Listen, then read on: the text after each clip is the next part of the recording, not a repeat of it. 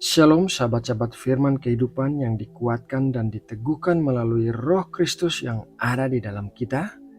Selamat datang dan selamat bergabung dalam perenungan firman Tuhan di channel ini. Bagi yang baru pertama kali menonton video kami, kiranya Tuhan selalu berbicara kepada setiap orang secara pribadi dan memberikan pengarahan tentang kehendak-Nya yang baik dan sempurna bagi kita. Sahabatku, mari kita berdoa untuk mempersiapkan hati kita sebelum masuk dalam saat teduh. Tuhan, Engkau Tuhan atas hati dan seluruh hidup kami, dan kami bersyukur bahwa kasih dan kebaikan-Mu selalu melingkupi kami dengan sempurna. Hari ini kembali kami datang dalam kerinduan untuk bersatu teduh dan mencari wajah-Mu.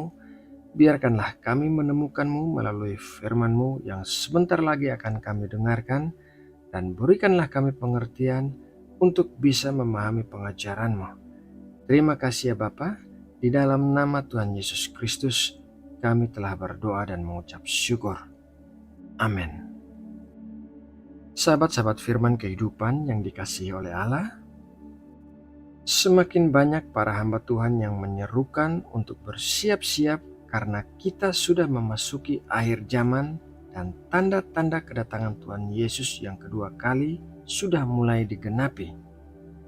Kita bisa melihat dan mengalami betapa dunia ini menjadi semakin jahat dan semakin rusak.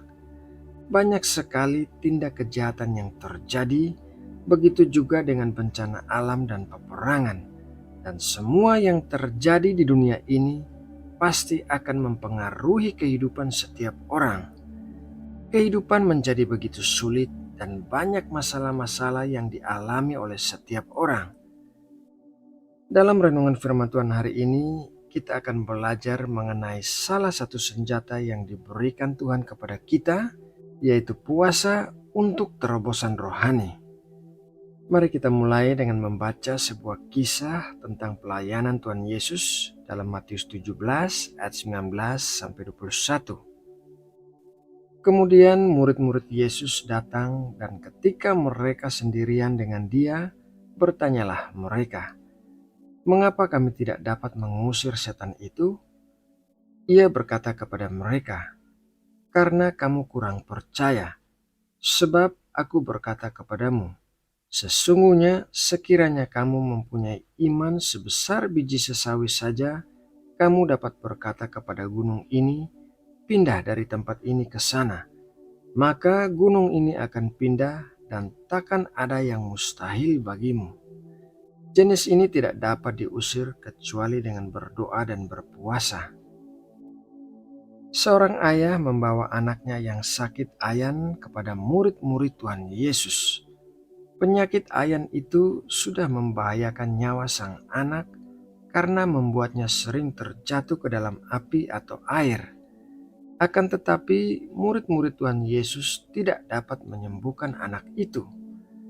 Saat Tuhan Yesus datang, Ia menghardik setan yang telah menyebabkan penyakit ayan pada anak itu dan menyembuhkan anak itu. Dalam pengajarannya, Tuhan Yesus mengatakan bahwa setan itu hanya dapat diusir dengan berdoa dan berpuasa. Di sini kita bisa belajar bahwa ada kuasa dalam puasa yang menyertai doa, karena ada terobosan rohani yang bisa terjadi. Di kemudian hari, murid-murid Tuhan Yesus belajar untuk menerapkan puasa bersama dengan doa sebelum mereka melakukan sesuatu yang besar. Mari kita membaca dua ayat Alkitab berikut ini. Kisah Para Rasul 13 ayat 3. Maka berpuasa dan berdoalah mereka, dan setelah meletakkan tangan ke atas kedua orang itu, mereka membiarkan keduanya pergi. Kisah Para Rasul 14 ayat 23. Di tiap-tiap jemaat, rasul-rasul itu menetapkan penatua-penatua bagi jemaat itu, dan setelah berdoa dan berpuasa, mereka menyerahkan penatua-penatua itu kepada Tuhan yang adalah sumber kepercayaan mereka. Berpuasa bukanlah sesuatu yang dilakukan pada masa perjanjian lama, melainkan dilakukan oleh para murid Tuhan Yesus dalam periode gereja mula-mula. Berpuasa melipat gandakan kuasa doa, sehingga biasanya dilakukan saat sedang menghadapi krisis yang besar atau membutuhkan hikmat Tuhan.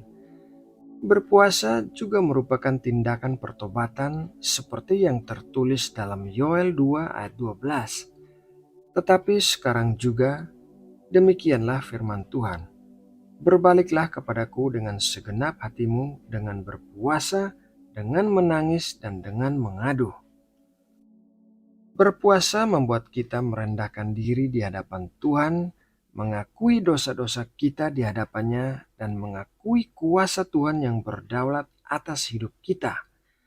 Hal ini membuat hati kita menjadi siap menerima apa yang menjadi kehendak Tuhan bagi kita, sehingga Tuhan bisa mengadakan mujizat pertolongannya bagi kita.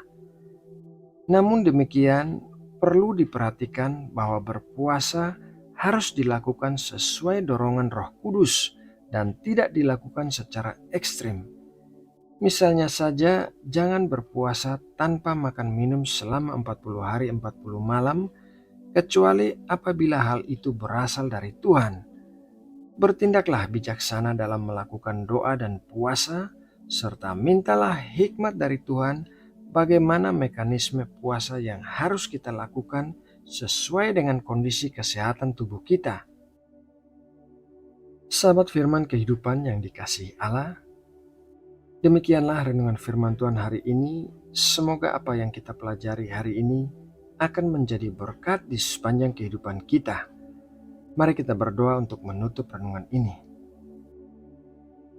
Tuhan, kami memerlukan kuasa-Mu yang akan memampukan kami untuk menghadapi setiap tantangan dalam kehidupan kami.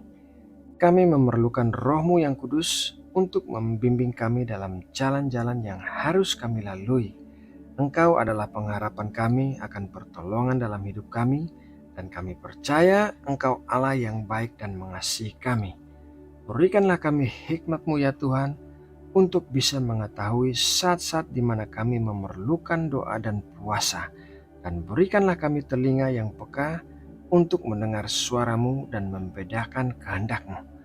Terima kasih ya Bapa, di dalam nama Tuhan Yesus Kristus kami berdoa. Amin.